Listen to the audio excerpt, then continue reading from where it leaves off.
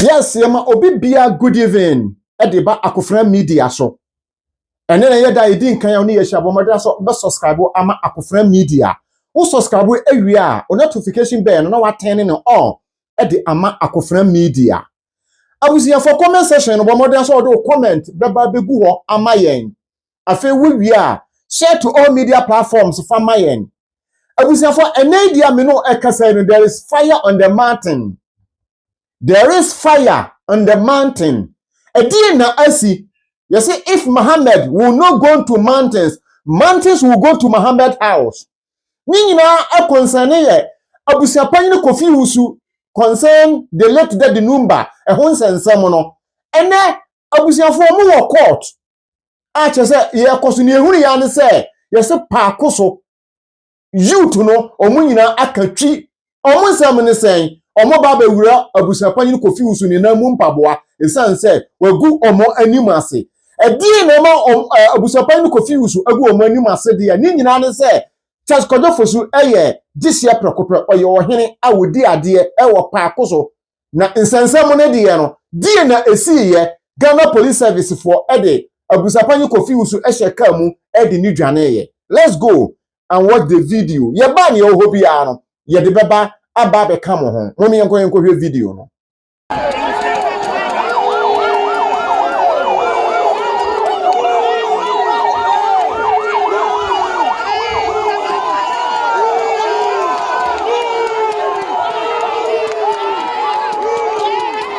For na chese mo hu se ne na Paakosofo youth no omo ani abre no na Abusuapanin maintenance ye menti Abusuapanin ase na empanifo bu bebi se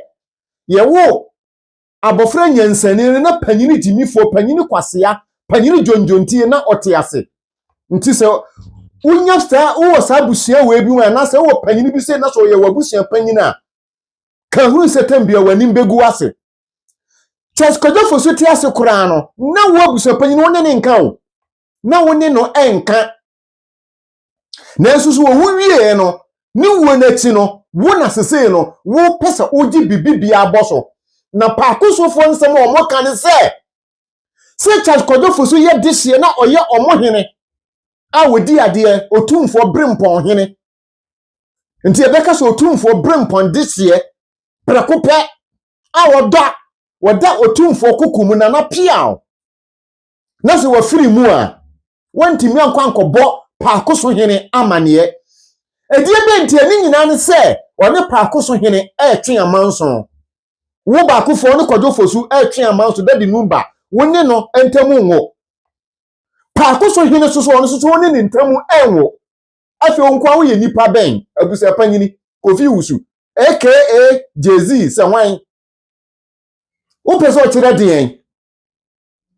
na tie se Paakosofo nsem o moka nyina ne se na tie se o modi o mani tu form no o mo hu se enka Abusuapanin Kofi Owusu aka Topak enka obekọ akoto asase na tie se o de asie Charles Kojofosu tie se waye na adwene se wo o de aniguase aba abusua ni mu enti youth no ba o mo ba no mo ye o madwene se o mo ba be wure ne na mu mpaboa na afi o mo tu na firi Abusuapanin akunya no so esanse won deserve. Yes, menu omo ya adwene esan se wo Abusuapanin bi sei e wo abusua mu a all day all time minutes hours seconds aninguase ya beba Abusuapanin Kofi Owusu wo ye panyihunu pa akofra media de wo ya de bema wo ye de bema style bia bi Abusuapanin Kofi Owusu won deserve se ye fro so ye abusua na mo Paakoso for youth meka bibi kakra wa ha ya montete no ayie no obeba bi ayie no obeba ayie ni bi because ontimi ntrefie nka se o ma ayie ni bi enti ayie no se mo nworo ne mpaboa na mo fa ne ntoma nka ho Abusuapanin Kofi Owusu on deserve se wo ye Abusuapanin na ni nyina ti nioma nsem asisi wo court ho no questions upon questions ye di gu Abusuapanin so afa na Abusuapanin aye mere esan se ni kwan a wonam so bia enye kwan pa Abusuapanin adwene kitikiti se buttons Abusuapanin adwene kita no eye ketewa bi te se buttons Abusuapanyin adwene te se panie tokuro. Abusuapanyin adwene sum eda abusuapanyin adwene so. Sum light off eda abusuapanyin adwene so. Enti se abusua we eye me ya se wono no wote ase na charge kodofo so mom na afiri mu. Jimmy 40 ase na nyansani odomakoma wu abefa nyansani kwo. Abusuapanyin Kofi Owusu, you don't deserve call yourself abusuapanyin because you are on the grace abusuapanyin. We have nuguase ni abusuapanyin pa. Charge kodofo so abusuapanyin we esese mutu ni firi ade so. Esan say one odi fi aba abusua ni mu. Ni etosu biem we good charge kodofo so chese ni wechi we nuguase poto. Seni osusu ye kama na charge kodofo so ti ase no eno na waye. Enti Paakoso fo ani abre pa. Na ade ye me ya ni se Ghana Police Service esese ka muyi Abusuapanyin Kofi Owusu na mode ne ma Paakoso fo na mo yi ni na mu mpaboa na mo pa no ho esan so won deserve so ye panyini e wo fie panyini we ene tena fie ma mofra awi nanka nti ye kan nanka wefo a waka ho bi panyini we ene tena fie ma mofra bon kokopo na wono a kire kwan ya ye mfa so a ye bewia nkrofo ade Abusuapanyin Kofi Owusu we ye nuguase ni na so de beto ayi ni so no se ne social media for esi bash no Abusuapanyin Kofi Owusu we ye nuguase ni pa won deserve hwe kwan a wo pese wo fa so na oye charge kodofo so ayie ene Paakoso fo se ye beguro na mu mpaboa na se utu nsu adware Abusuapanyin ho bon nka aka to park wo bon nka pa mi huna Abusuapanyin a chese wadwene dafom wadwene no atete se trata alodu banche na ne break ya pai Abusuapanyin Kofi Owusu won deserve ahwe ya de obeka omo ye di nyansa esa wo akofra media no ye de obeka omo ni yasawo ye de bento obesa wo to ne yasawo esan say 1 adwinfi wo utim 2 wadwene no sum wom 3 adwene ne da form mempesa me de baako no beka ho yare a honhuma Yesu antimi antutu no ebi wo so enti abusua na sesa wo firi ate na wo yi wo firi mu na wo si nchen esan say won se mfata wo ti ase ama charge kodofo so moma firi mu Abusuapanyin Kofi Owusu wo ti ase ama charge kodofo so wa firi mu wiase nyina ni sua no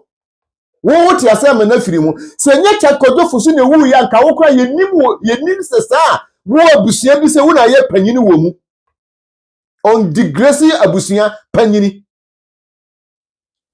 abusuafo na nsam no na ekoso wo court no enuru ba bia na omoma light off ECG moso so edu tabia mudua mo hobo edu tam ya ni abra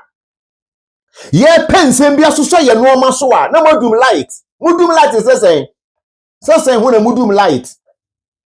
ane e be yende ebia na bibibi na no ma bi wo ho no omoye ni yie ente mo mudum light na mo Abusuapanyin Kofi Owusu abusia Paakoso boys youth no any girls no wonta mu chuku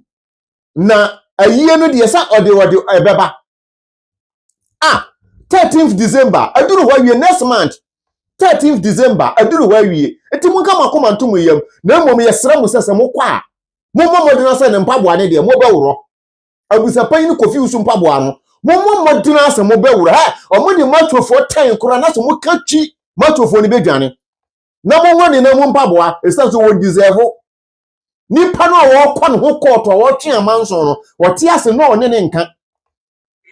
tama na charge kodofo so aka daddy number te ase na Kofi Owusu one ne nka o na so ni wu achi no na so saman e wo ho paade a ane charge kodofo so saman man na befa Abusuapanyin Kofi Owusu na onkobi esanse on deserve so wo tena busunyam o ya busunyam abotokura Abusuapanyin Kofi Owusu wo ya busunyam abotokura abusunyam kokowura wonsam fata wagu chese wagu takodofo so wagu na yiye ni mase onya panyina wotena fie uye panyin hunu papa ye kofa alfa hefa ena ma yedu besi abusunya no yedu besi abusunya panyini because of say woni Paakoso hene amanso da muntamunti no yesin ka BBC a ena ka edisi efie na so de waboti mu pese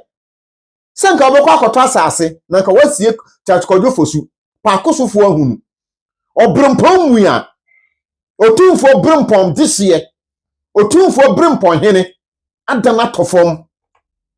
hwes kwanya wo fa so a wo ye no ma abusuafo ha ya Confront media se de edi kan ye no ene nuoma esisi wo court no ene na ye de ba be so mu video no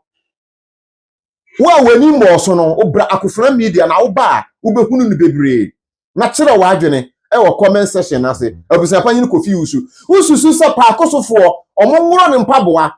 na yenye ne ntoma nka ho e wo 13 December kire wa adwene comment section na so fire no mane hunu se onye Abusuapanin papa ya Confront media ya da mase awisi piao